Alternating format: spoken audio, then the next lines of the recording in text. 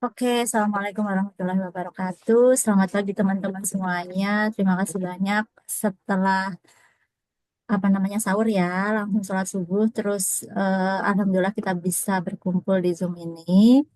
Semoga Zoom ini dicatat juga sama Allah sebagai ini ya, tausiah Ramadan, sebagai amalan ibadah kita di bulan puasa ya. Nah, judulnya Galau IHSG membara, terus aku kudu piye gitu. Nah, kemarin pas lagi trading halt itu ya banyak teman-teman yang nanya ini kenapa dan aku harus bagaimana. Jadi ini sekedar sharing aja mengenai kondisi market saat ini biar teman-teman ada update sedikit ya tentang kondisi IHSG kita. Halo, mungkin teman-teman yang belum kenal aku ya, namaku Lina. Saat ini aku suka sharing-sharing mengenai financial market ya di link.id/herlinare. Barangkali teman-teman pengen kepoin bisa masuk ke sini. Nah, kenapa aku eh, sharing gitu ya akhir-akhir ini? Karena Bismillah semoga bisa memberikan informasi buat teman-teman yang bisa bermanfaat dan semoga juga dicatat sebagai amal kebaikan eh, saya untuk bisa sebagai amal jariah saya ya. Nah, saat ini saya juga ngambil sertifikasi CFP ya, lagi dalam progres. Doain semoga lancar dan bisa lulus CFP.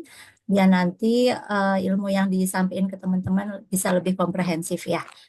Nah, disclaimer dulu ya, semua materi dalam Zoom ini untuk tujuan edukasi dan tidak ada ajakan untuk membeli atau menjual produk investasi. Oke, selanjutnya. Apa sih yang menyebabkan IHSG kemarin itu turun ya sampai minus 6% ya dalam waktu satu hari bahkan sampai trading halt. Nah, ternyata salah satunya itu adalah foreign investor pulang kampung. Nah, kemana mereka pulang kampung ya? Mereka balik ke US. Jadi memang dari mulai bulan Oktober ya sudah banyak hmm, foreign investornya itu outflow. Outflow itu jadi dia itu menjual saham yang ada Indonesia dan uangnya itu dikembalikan lagi ke US. Seperti itu. Nah, kenapa sih foreign ini keluar dari Indonesia? Ada sejumlah alasan-alasan ya kenapa dia itu keluar dari Indonesia. Salah satunya kalau investasi itu kan pasti yang dicari adalah return ya. Return itu adalah imbal hasil atau eh, gampangannya laba lah ya. Ketika berinvestasi di Indonesia itu ngasilin laba yang besar nggak sih buat mereka? Nah, ketika mereka memandang bahwa potensi labanya itu terbatas, ya mereka akan pulang kampung ke negaranya sendiri di US. Nah, ini sebelum kita mulai acara ini ya, ini barangkali teman-teman pengen sedekah subuh. Ini ada teman saya yang membuka wakaf ya, wakaf untuk karpet masjid, untuk Masjid Jami Al Barkah sama Masjid Nurul Jannah di Ciwidey dan juga di Garut.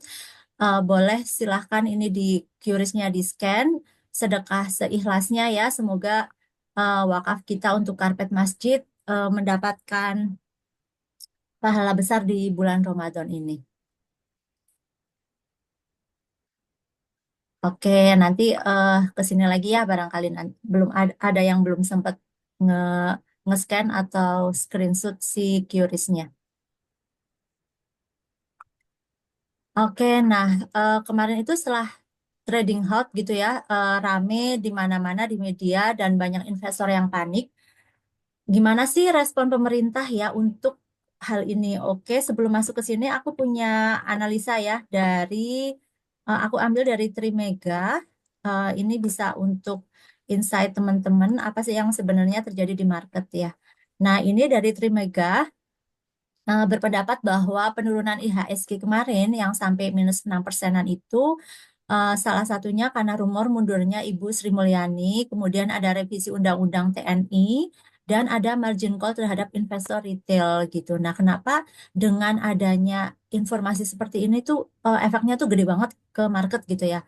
Mungkin buat kita yang belum terbiasa untuk membaca situasi makro atau berita-berita tentang politik gitu ya, eh, seperti belum relate gitu. Kenapa kok bisa sampai sebegitu besarnya pengaruhnya? Jadi ini adalah kepercayaan investor ya. Jadi kalau misalnya investor itu merasa pemerintah itu kurang bisa mendukung iklim investasi, maka investor itu bisa sell atau cabut ya dari bursa saham kita. Nah, salah satunya itu karena Bu Sri Mulyani ini rumornya itu kan mundur ya. Jadi investor itu menilai dengan Bu Sri Mulyani mundur ini, maka ketidakpastiannya itu meningkat. Karena selama ini kan Bu Sri Mulyani udah terlihat prudent ya dalam mengatur mengatur apa namanya Kak, ke bawah, penerimaan Kak. pajak kita ya, seperti itu atau keuangan Indonesia. Nah, selanjutnya juga kemarin ada revisi Undang-Undang TNI ya, yang ini bikin resah juga, resah masyarakat Indonesia karena khawatirnya ketika nanti TNI masuk ke dalam lembaga-lembaga pemerintah maupun BUMN, nanti tuh khawatirnya itu seperti Myanmar ya, yang eh, jadi bisnisnya itu nggak murni untuk bisnis, tapi ada campur tangan eh, dari TNI yang membuat ketidakpastiannya itu juga meningkat. Nah, pas kemarin itu -6%, itu juga banyak margin call atau forced sale dari investor retail, walaupun secara datanya ini saya juga penasaran ya gimana caranya untuk mengetahui dari keseluruhan transaksi di IHSG itu berapa persennya sih sebenarnya yang margin call gitu. Kemarin ini juga saya tanyain ke salah satu sekuritas tapi belum dijawab, nanti mungkin saya bisa follow up gitu. Nah, kenapa kok bisa ada margin call ya? Jadi kalau orang yang apa tuh namanya? Kan ada fasilitas hutang gitu ya dari sekuritas. Misalnya kita punya uang 100 juta di sekuritas atau saham 100 juta. Nah, dengan duit kita 100 juta itu, kita itu bisa membeli saham seharga misalnya 300 juta gitu. Jadi 200 jutanya tuh hutang ke sekuritas dan itu dikasih waktu 3 hari untuk melunasin ya atau T+2. Jadi total tuh 3 hari dari beli, terus 2 hari kemudian tuh harus dilunasin. Nah, ketika teman-teman yang menggunakan margin call ini, misalnya di hari ketiga itu harapannya mereka kan bisa menjual dalam kondisi gain ya. Nah, ternyata pas di hari ketiga itu IHSG turun -7%, jadi mereka kena forced sale karena equity-nya itu nggak bisa nahan penurunan harga. Dan juga kalau nggak mereka terpaksa ngejual karena eh, T+2 itu kan mereka harus melunasi. Jadi kira-kira seperti itu ya kenapa ada margin call. Nah, eh, sebenarnya dari faktor eksternal ini kurang lebih kan ada karena Trump itu kan menetapkan tarif dagang itu yang naik dan juga bisa berubah-ubah yang membuat kekhawatiran market ya, seperti ke China, Meksiko, Kanada gitu. Nah, jadi ini tuh meningkatkan volatilitas market karena dinilai ketika nanti tarifnya naik itu kan bisa berpotensi untuk resesi seperti itu. Jadi kekhawatirannya itu meningkat. Nah, tapi kemarin ada berita baik bahwa presidensi akan segera mengunjungi Amerika Serikat. Nah, nanti kita ikutin perkembangannya, apakah ini jadi dan negosiasinya itu berhasil. Nah, faktor positif lain itu juga pelemahan dari US dollar index atau DXY. Tapi biasanya ketika DXY ini melemah, harusnya rupiah itu menguat. Nah, kenapa kok rupiah itu belum menguat ya, masih di level 16.400-an seperti itu. Nah, itu juga jadi kekhawatiran investor asing, kenapa mereka itu eh, belum balik ke Indonesia ya, atau masih ke masih di Amerika atau safe havennya mereka, karena salah satunya rupiahnya itu melemah. Oke, nah ini kita lihat ada grafik ya pelemahan DXY beberapa minggu terakhir. Jadi DXY dari bulan Januari ini kan peak di area 104-an ya kurang lebih. Nah, ini sebenarnya sekarang udah turun eh ini berapa 110-an ya, 109-an gitu. Sebenarnya udah turun ke level 104. Nah, harapan kita ketika DXY turun ke 104 ini, harusnya IHSG itu menguat. Ya, mungkin di area 15.900-an gitu ya. Nggak bertengger di 16 ribuan. Tapi saat ini masih di 16.400-an. Berarti kan ada faktor lain yang sebenarnya itu membuat kenapa si rupiah itu masih melemah. Nah, tadi ya karena rumor-rumor yang Bu Sri Mulyani, rancangan undang-undang dan antara juga ya mempengaruhi. Nah, itu jadi ada faktor domestiknya saat ini itu lebih besar daripada faktor globalnya. Nah, ini dijelasin ya. Karena rupiah justru bergerak melemah kurang lebih 1% sejak pelemahan di XY terjadi. sinyal adanya faktor domestik yang lebih dominan dari faktor eksternal. Jadi, analis menganggap bahwa faktor eksternal itu sebenarnya sudah price in. Nah, sekarang itu lebih cenderung ke masalah faktor domestik. Nah, ini faktor domestiknya itu kira-kira apa aja? Ini ada defisit fiskal Februari 2025. Nanti barangkali apa yang saya sampaikan terlalu cepat atau mungkin ada terminologi yang kurang bisa dipahami, boleh langsung tanya aja ya. Karena ini sedikit makro ya, jadi barangkali teman-teman masih awam dengan dunia makro, mungkin sedikit rooming ya, apa sih maksudnya gitu. Nah, ini defisit fiskal Februari 2025 ini maksudnya bahwa penerimaan negaranya itu kurang gitu daripada belanja negara. Sama kayak kita ya, kalau pengeluaran kita lebih besar daripada pemasukan, maka kita akan defisit. Nah, defisit ini menyebabkan yaitu market bergejolak.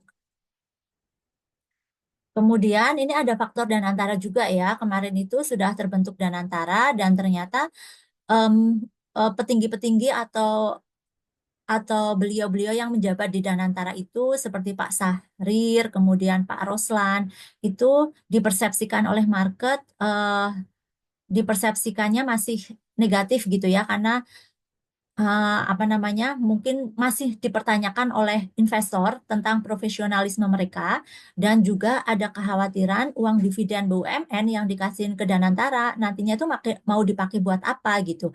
Khawatirnya dipakai lagi untuk korupsi, kira-kira seperti itu ya. Makanya kemarin pun rame di Twitter itu yang apa warga X itu yang pengen berbondong-bondong keluar dari bank BUMN ya, karena khawatir nanti uangnya hilang, kira-kira gitu ya, keresahan-keresahan retail. Mungkin teman-teman di sini ada yang baca-baca kemarin waktu heboh dan antara ya.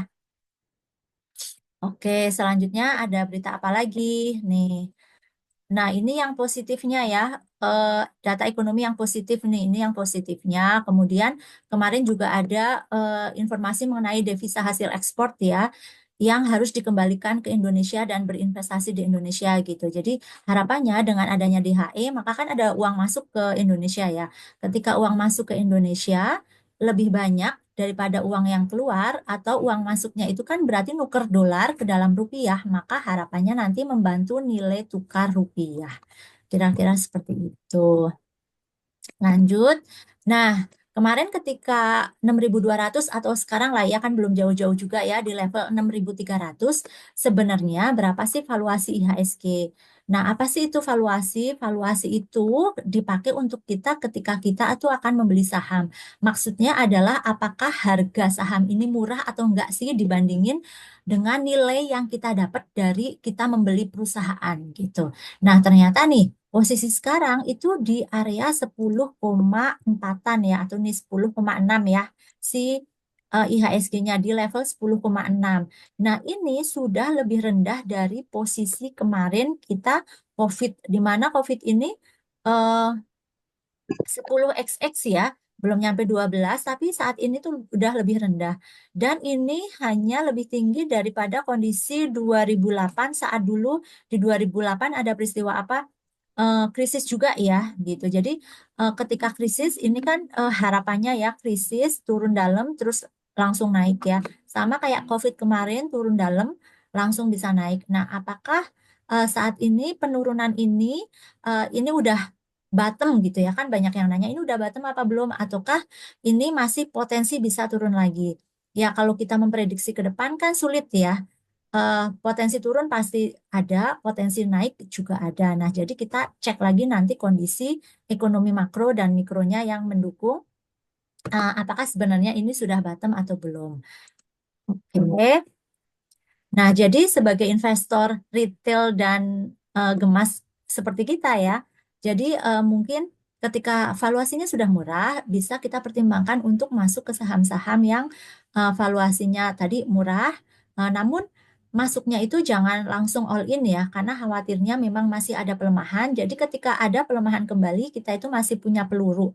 Peluru tuh uang ya, uangnya bisa untuk averaging down gitu. Tapi seandainya di sini nanti bisa naik gitu ya, dari sini bisa naik, walaupun kita sudah beli tapi masih sedikit, ya setidaknya kita bisa menikmati uh, menikmati return yang baik Seperti itu. Jadi kita nggak ketinggalan momen. Oke, nah ini kalau secara IHSG-nya ya. Nah nanti teman-teman bisa cek tuh valuasi per saham-saham yang mau dibeli. Karena IHSG itu isinya ada 900 saham. Oke, nah ini tadi ngomongin foreign flow ya, yang ternyata investor asing itu lagi pulang kampung. Jadi ini data foreign flow, foreign outflow ya, karena ini nilainya di bawah nol. Jadi ini foreign-nya itu pada pulang kampung, makanya ini menjual terus gitu ya. Nah, ini sampai dengan Maret, bahkan sekarang di year to date-nya itu udah tinggi banget ya. Seperti yang pas kemarin minus 6% itu, foreign outflow-nya itu kurang lebih 2 triliun. Nah, pas hari kemarin kurang lebih itu di minus 800-an miliar sampai 900 miliar. Nah, kenapa market kita itu sangat didrive oleh asing karena memang istilahnya market capitalization Indonesia itu sebenarnya di mata asing itu kecil gitu. Jadi ketika mereka membuang 1 triliun gitu itu langsung kerasa di IHSG itu langsung turun dalam. Kira-kira seperti itu. Nah, kita langsung masuk ke kesimpulannya. Jika kita harus menilai ketidakpastian yang disebabkan oleh faktor global vs faktor domestik menggunakan angka, kami berpendapat bahwa faktor global sudah berada pada level 30% price in. Jadi globalnya itu udah hampir semuanya itu terprice in ya. Sedangkan faktor domestik mungkin masih berada pada level 60% price in. Jadi artinya masih ada faktor domestik itu yang belum terrefleksi di harga saham. Rule of thumb kami adalah market bottom akan terjadi jika pasar sudah pricing in sebanyak 20%. Nah, ini artinya berarti masih ada room untuk penurunan ya. Jadi dari eksternalnya atau globalnya itu udah 30% price in. Ketika menuju ke 20%, berarti kan masih ada spare 10% lagi yang belum terprice in. Nah, kira-kira apa? Mungkin salah satunya itu tadi ya tarif dagang dari Trump. Kemudian untuk faktor domestiknya itu ternyata baru 60% price in-nya. Masih ada room ini selisih 40% ya. Nah, jadi eh, masih ada potensi untuk penurunan harga saham lagi jika kita lihat dari angka-angka ini ya. Nah, kemarin saya nanya ke ini kan Trimegah ya yang mengeluarkan report, gimana cara ngedapetin angka 30%, 60% sampai ke kesimpulan menuju ke 20%, dari mereka belum belum get back atau belum ngejawab ya. Nanti kalau mereka sudah ngejawab nanti akan saya share juga ke teman-teman. Seperti itu. Jadi apa yang bisa kita kita lakuin ya kita harus realistis ya bahwa tadi potensi turun masih tetap ada, tapi tidak menutup kemungkinan ada juga potensi naik jika memang nanti ada katalis positif. Katalis itu maksudnya ada berita-berita positif gitu ya, yang bisa mendukung kenaikan harga saham. Jadi menurut Trimegah, risk reward-nya itu sudah sangat menarik. Nah, nanti tinggal kembali ke teman-teman ya. Apakah apakah memang sudah menarik menurut teman-teman atau masih menunggu di harga yang lebih bawah lagi? Kira-kira seperti itu untuk sharingnya dari Trimegah. Kalau misalnya teman-teman mau sharing, monggo silahkan. Nah, terus setelah ada kepanikan market itu, pastikan tentunya pemerintah itu harus merespon ya. Nah, apa aja yang udah direspon oleh pemerintah? Jadi kemarin ada press conference Menteri Keuangan ya, Bu Sri Mulyani yang bilang ke wartawan bahwa saya saat ini masih ada di sini masih mengelola keuangan negara. Bahasanya seperti itu ya, tapi saya tidak beliau tidak terang-terangan bilang bahwa saya masih tetap di sini selamanya itu enggak, tapi saat ini masih di sini seperti itu. Karena kan yang berita yang beredar sebelumnya itu akan resign setelah Lebaran ya. Kemudian preskon dari OJK itu kemarin feedbacknya itu jadi respon kebijakan mengantisipasi volatilitas perdagangan sahamnya itu perusahaan terbuka atau emiten dapat melakukan pembelian kembali atau buyback tanpa memperoleh persetujuan RUPS.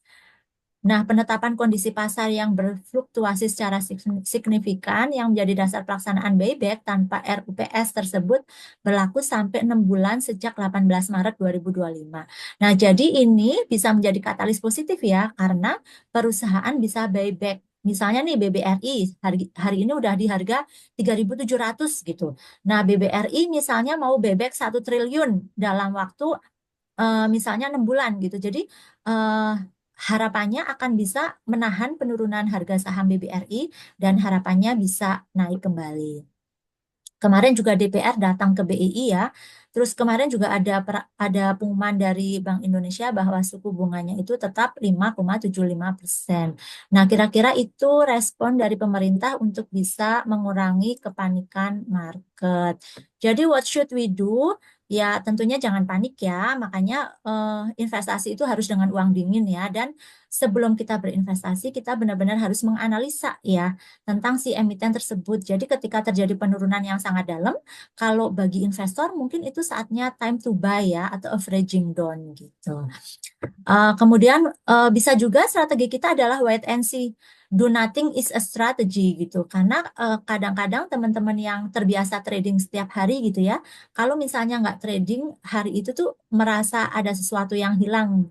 Nah, ternyata tapi kan potensi penurunannya itu sekarang lebih besar daripada kenaikannya ya. Jadi bisa menggunakan strategi wait and see atau do nothing selama volatilitasnya ini masih cukup besar. Nah, ini lesson Benar. learn-nya ya. Memiliki saham dengan fundamental yang baik, diversifikasi aset itu penting. Jadi, buat teman-teman yang diversifikasi aset ke emas ya, juga selamat karena sekarang harga emas itu di all time high kurang lebih di 3.000 per ounce-nya ya harga dunianya. Kalau harga di Indonesianya, Antamnya itu per hari kemarin udah 1,7 juta per gram. Oke, jadi Maret ya ada trading halt dan market panik. April THR dan Lebaran dompet mulai menipis. Mei ada dividen cair ya, akhirnya senyum sedikit. Juni nanti Lebaran haji pengeluaran lagi. Juli bayar uang sekolah, dompet KO lagi. Tapi tenang, Agustus kita merdeka ya. Semoga IHSG juga cepat pulih. Oke. Nah, ini kita sebenarnya buy or buy. Ini saya ambil aja eh, dari Pak Sandiaga Uno. Pak Sandiaga Uno nih nggak sengaja saya nemu di Reels. Sebentar ini share sound, share computer sound. Coba teman-teman ini suaranya keluar nggak? Karena bursa ini bergejolak luar Keluar nggak suaranya? Keluar. Keluar ya? Oke, saya lanjutin ya. biasa dan turunnya cukup signifikan. Sebenarnya kalau timing, ini adalah timing yang paling bagus untuk masuk di investasi di saham. Konsep pertama adalah begitu ada kekhawatiran, ada ketakutan di kalangan para investor, itulah saat terbaik untuk kita masuk untuk membeli saham. Karena biasanya sukses yang paling utama, paling dirasakan itu adalah kalau marketnya lagi turun dan akan bisa bergerak naik ke depan. Oke, Ini itu Pak sedikit tadi Prabowo ingin ada program tausiah dari Pak Sandiaga Uno. Memberikan optimisme di market ya. Jadi silakan teman-teman nanti bisa analisa ulang apakah ini time to buy atau do nothing dulu ya. Oke, jadi personal finance itu sebenarnya 80%-nya itu behavior ya. Dan hanya 20%-nya itu head knowledge atau kita harus meningkatkan knowledge kita. Kenapa kok behavior itu 80%?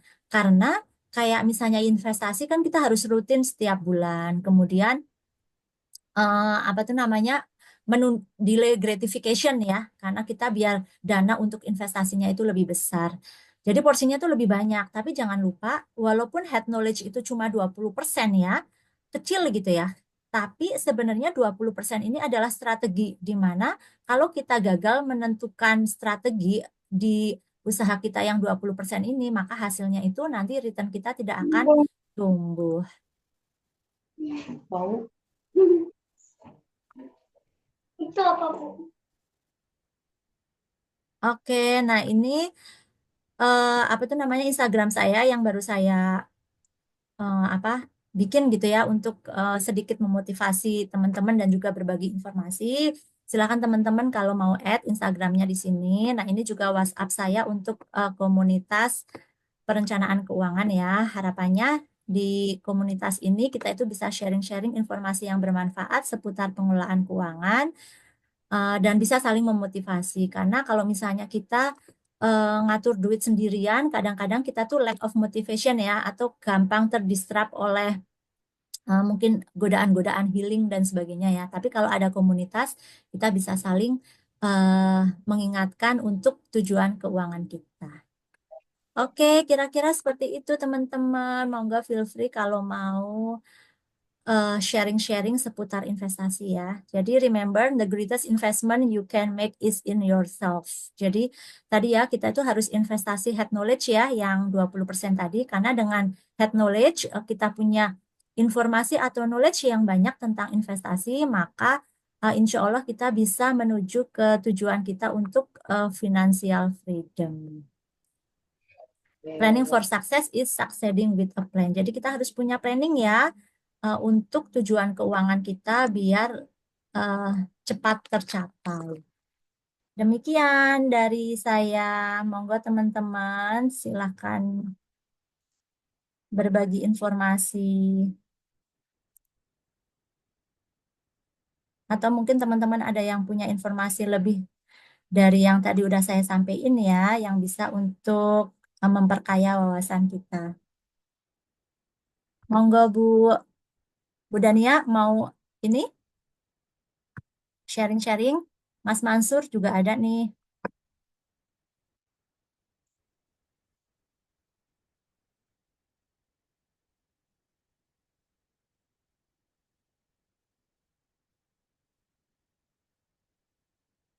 Ini sedikit tadi ya saya baca-baca pas sebelum kelas. Jadi kalau menurut CNN Indonesia ya, IHSG diprediksi melemah lagi, bisa turun ke 5.800 sampai 5.900-an.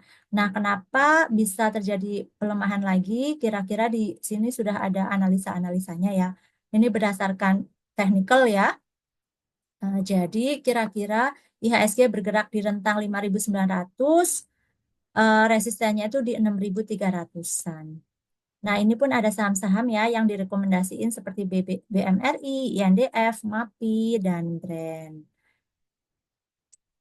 Kemudian ini juga ada katalis positif nih pagi ini tuh tanggal 20 Maret ya barusan di launching jam 1.33 WIB. 25.000 rumah buat warga tanpa selip gaji bakal disalurkan di bulan April 2025. Nah, barangkali teman-teman ya ada yang sedang membutuhkan rumah nih. Ini mau di launching ya. Jadi nggak harus pakai slip gaji. Misalnya teman-teman itu kerja di sektor informal, mungkin usaha gitu ya, usaha jual beli yang belum punya slip gaji, bisa nanti cari tahu informasi teknis untuk bisa ngedapetin rumah yang tanpa slip gaji ini seperti apa. Karena ada 25.000 rumah, terus berita di bawahnya itu di bulan April ini secara simbolis nanti ada 1.000 rumah yang akan simbolis diberikan.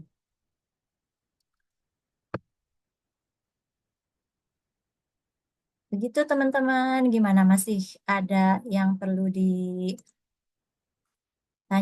atau digali lebih lanjut?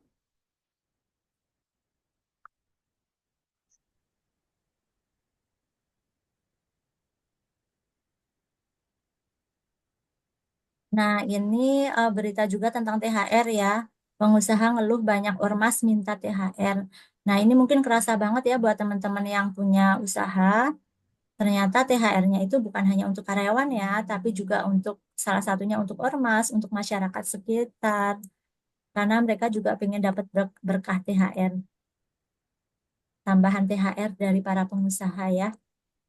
Jadi siap-siap yang punya usaha, mungkin bulan ini harus merogoh kocek ya yang lebih banyak untuk THR dan teman-temannya. Gitu teman-teman. Kalau misalnya nggak ada yang mau tanya jawab atau diskusi, kita bisa akhiri sesi ini. Ada Mbak Lina mau tanya, Gimana Bu Dinia? defisit fiskal itu tadi sebenarnya seperti apa sih?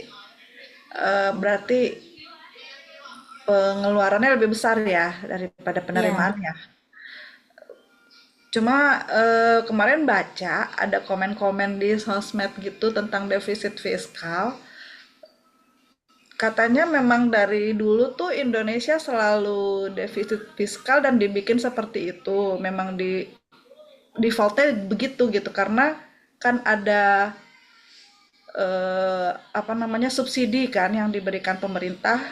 Nah, itu yang menyebabkan katanya defisit fiskal. Nah, menurut Mbak Lina gimana? Terus ditambah lagi kemarin waktu Ibu Sri Mulyani konferensi pers setelah IHSG kemarin turun itu kan sempat disebutkan bahwa neraca trading apa neraca perdagangannya itu surplus 52 bulan berturut-turut ya kalau nggak salah ya.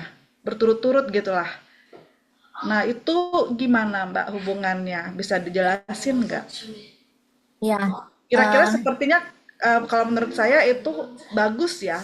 Kayaknya kalau memang defisit fiskal itu dibikin seperti memang memang defisit fiskal karena memang ada subsidi gitu kan. Maksudnya itu wajar gitu berarti jadinya. Jadi eh, menurut saya tuh kayaknya bagus, tapi kenapa kok yang tampak di market itu jadi seperti ini gitu, seperti gelap gitu. oke, ini kita pakai angka pengandaian aja ya. Eh, misalnya nih, pendapatan negara 1.000, pengeluarannya 1.200 gitu ya. Berarti kan ada defisit Rp200 ya. Nah, kenapa ada defisit? Pendapatan ini dari mana sih? Excel saya udah kelihatan belum? Udah kelihatan, Mbak. Udah, ya. Pendapatan ini kan dari pajak ya. Misalnya pajaknya itu targetnya 1.000 gitu. Nah, ternyata realisasinya itu baru 800. Misalnya ini kan berarti nambah ya, nambah defisit lagi. Nah, kenapa kok masih 800? Salah satunya itu kemarin kan banyak masalah di Cortex ya. Jadi orang-orang yang harusnya itu udah bayar pajak di bulan Februari itu belum bisa karena dia itu mau ngambil datanya di Cortex nggak bisa gitu. Jadi dia itu belum istilahnya jika dia ada kurang bayar dia itu belum bisa bayar pajak. Ini salah satunya. Terus salah yang lainnya eh, berarti kan ada pengeluaran-pengeluaran ya. Misalnya tadi subsidi. Kemarin itu kan ada subsidi listrik yang 50% ya. Nah, ini juga nambah nih, nambah pengeluaran negara. Karena misalnya untuk subsidi listrik, biasanya negara ngeluarin subsidi listrik berarti di bawah ya. Di sini, misalnya subsidi listrik, biasanya negara itu ngeluarin katakanlah 800, eh, katakanlah Rp500 gitu ya. Nah, karena kemarin subsidinya itu kan 50% atau buy one get two ya. Kita beli pulsa 1 juta, dapat token senilai 2 juta ya. Nah, subsidinya yang biasanya 500 itu menjadi subsidinya 1.000. Kira-kira seperti itu ya. Makanya kemarin kenapa itu yang Februari kan ada deflasi ya. Salah satunya itu deflasi karena listrik ini yang biasanya masyarakat itu misalnya tagihan bulanannya itu misalnya 500.000 per bulan ya, bayarnya itu cuma 250.000. Nah, bahkan yang token ya, yang biasanya itu ngisi token 500.000, dengan membayar 500.000 itu dapat listrik senilai 1 juta. Kira-kira seperti itu, ini terkait dengan subsidi listrik. Nah, subsidi yang lain itu ada juga subsidi BBM yang kemarin itu rame Pertalite ya.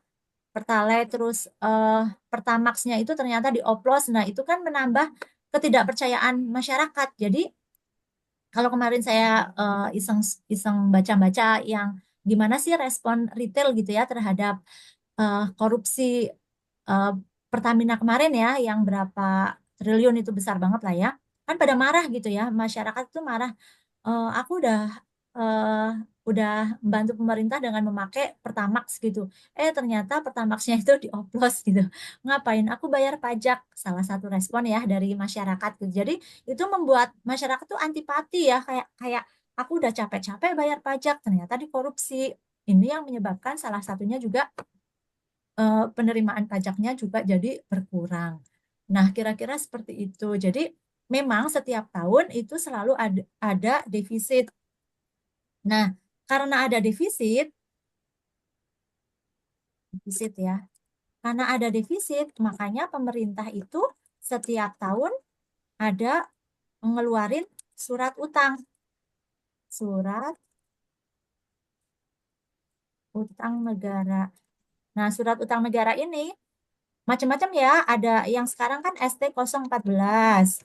Sebelumnya tuh ada ORI, ada FR, ada PBS. Nah, ini dikeluarin semuanya itu untuk nutupin defisit negara.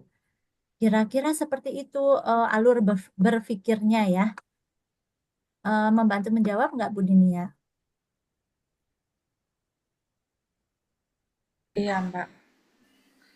Kalau yang surat utang negara ini eh, mem- mempengaruhi kurs rupiah juga, Mbak ya, ya kan? Terus kalau ada beberapa komentar katanya terlalu tinggi bunganya di Indonesia dibandingkan negara-negara lain. Nah, itu gimana, Mbak?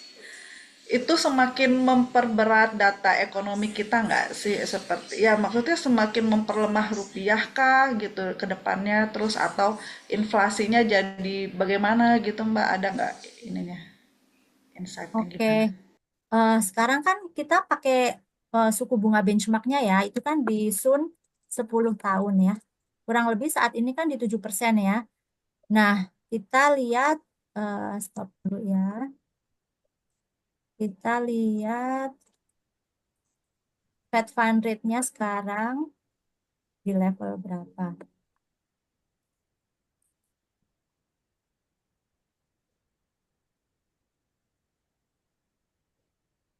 Fed Fund Rate dan US 10-year government bond. Oke. Ini saya tunjukin chart untuk US government 10-year. Nah, US government 10-year saat ini di area 4,2% ya. Di sini ya.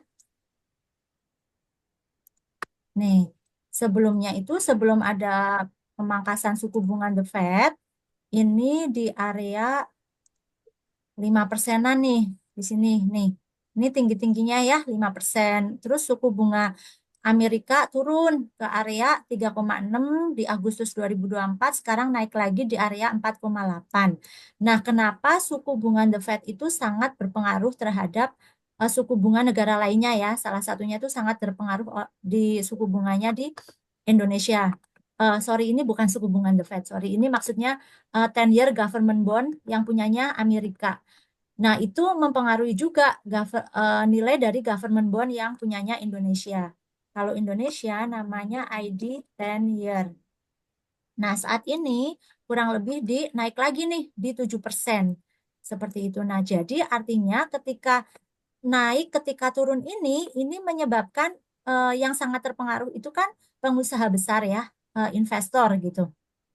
Karena misalnya nih Bu Dinia punya pabrik, katakanlah pabrik apa ya, Bandung Jaya gitu ya. Nah, pabrik ini Bu Dinia itu menggunakan utang untuk bisa ekspansi pabrik.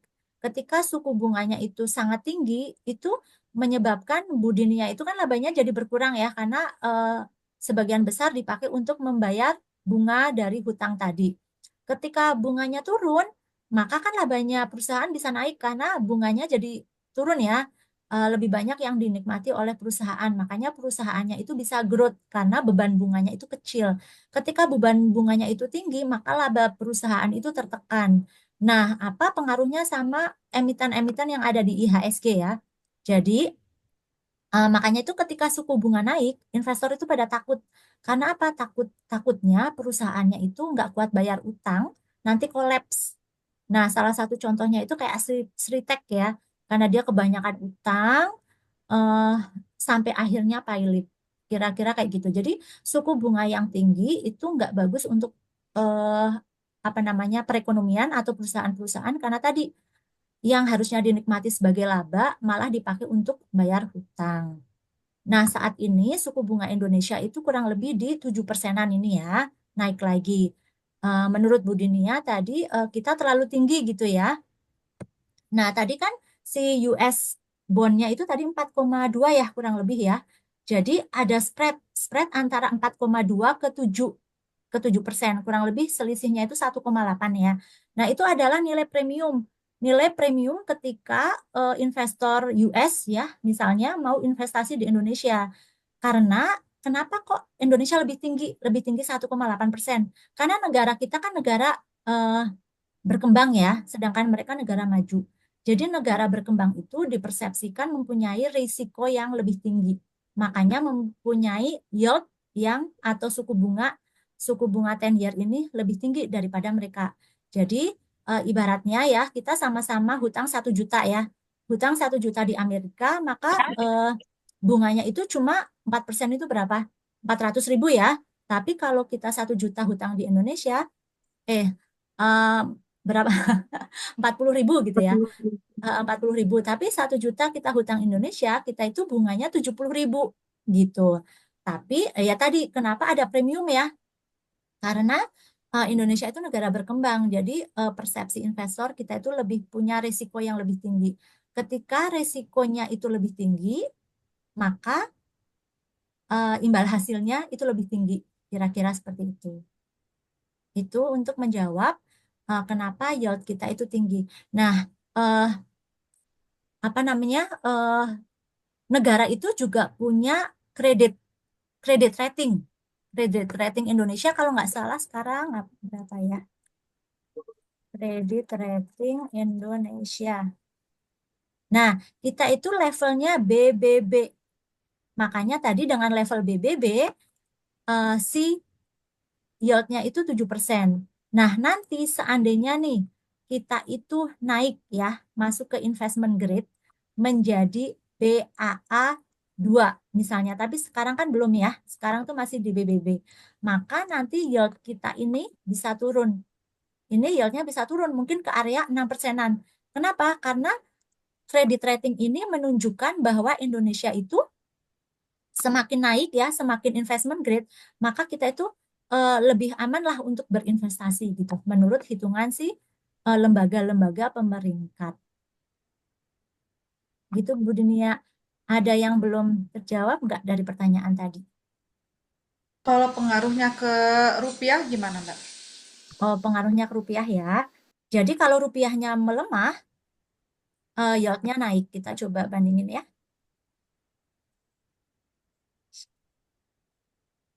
Nah, nih, yield kita kan naik ya tadi ke 7% dari 6, berapa tadi? 6,7 ya kalau nggak salah. Naik di 10 year. Nih, tadinya kita sempat di level bulan September itu di level 6,4 ya. Sekarang naik ke 7%. Salah satunya karena rupiah. Nah, apa hubungannya? Karena orang-orang, ini kan rupiahnya naik ya. Karena kalau misalnya Bu Dinia sebagai investor asing, Bu Dinia beli eh apa tadi?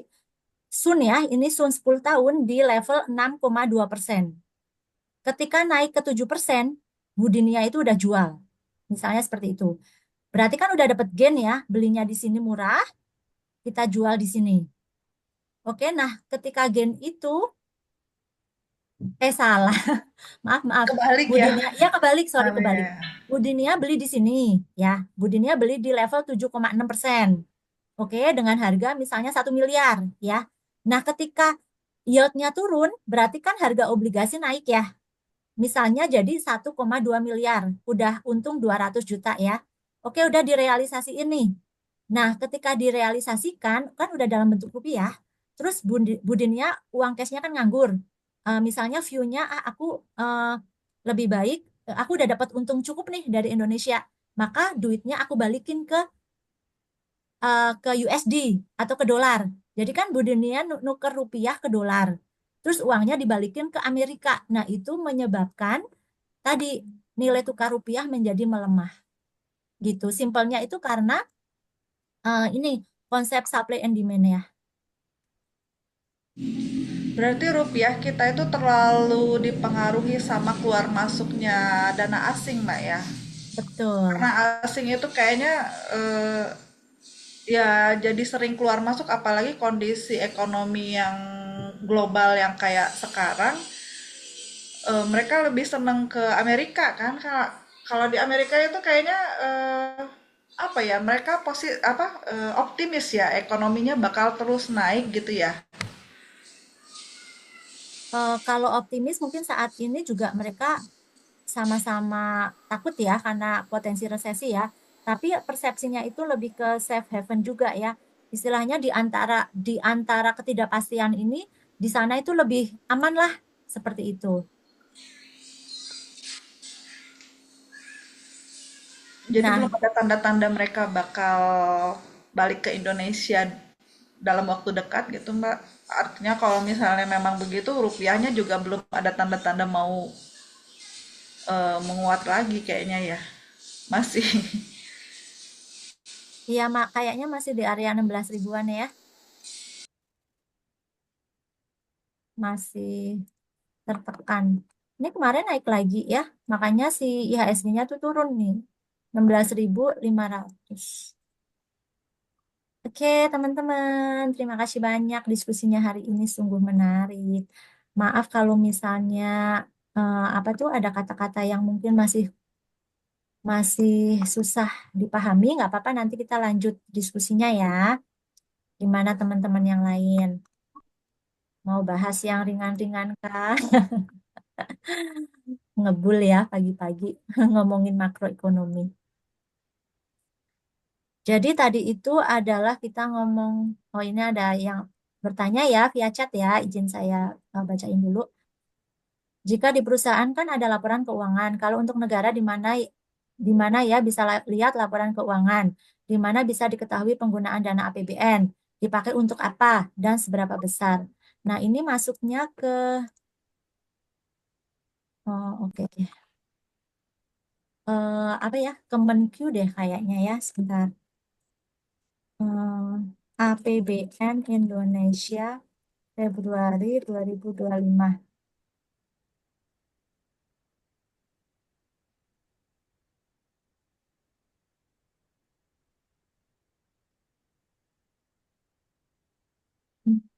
Kemenq kalau nggak salah. Oh ini nih Kementerian Keuangan.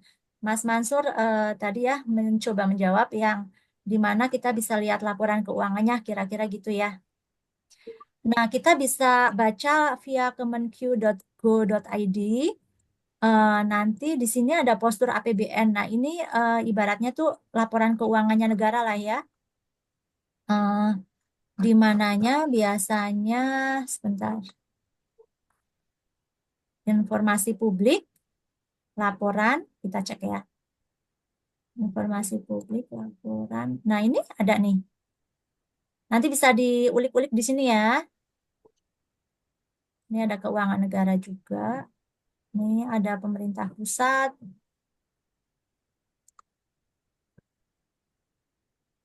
Anggaran dan realisasi keuangan nih. Ini surat berharga negara. Ada ORI, SBR, Sukuk. Ini ada publikasi. Publikasinya isinya apa? Mbak Lina kalau nggak salah di YouTube-nya Kementerian Keuangan itu rutin ya Ada ya? ngadain konferensi pers setiap ada APBN kita rilis gitu. Kalau nggak salah berapa? 3 bulan sekali apa 4 bulan sekali gitu? Apa 6 bulan gitu? Ini ya, Kemenq RI. Di dunia ini tuh yang pasti cuma kematian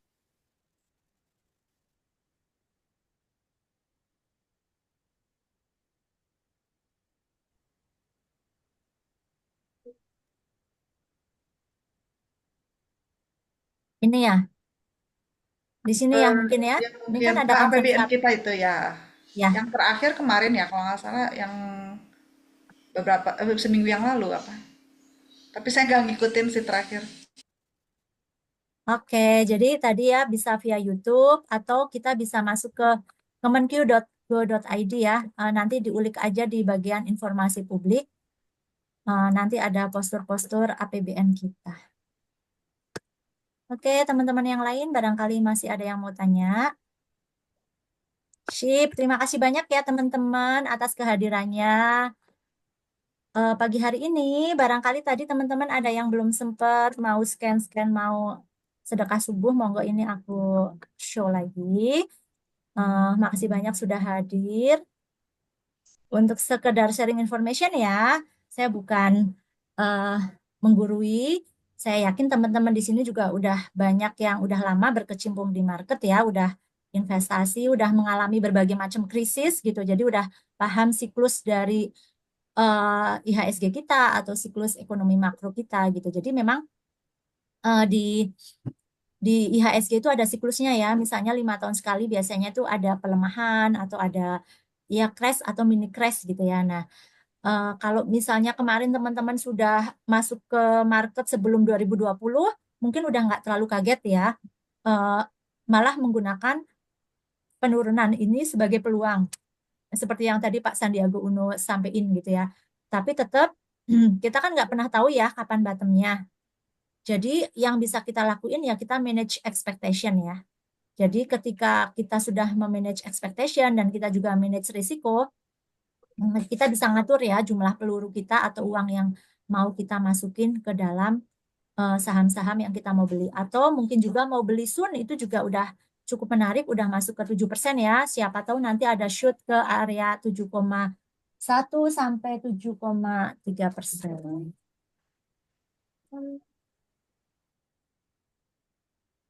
Oke, makasih banyak ya teman-teman. Berhubung ini udah jam 6, teman-teman juga pasti mau ada yang dinas ya.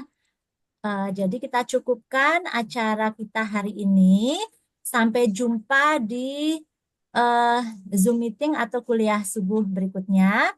Karena ini udah mau mudik ya, kita doain semoga semuanya selamat sampai tujuan, bisa bersilaturahmi dengan sanak saudara di kampung halaman, dan semoga selamat sampai kembali ke kota masing-masing. Mohon maaf lahir dan batin. Assalamualaikum warahmatullahi wabarakatuh. Waalaikumsalam.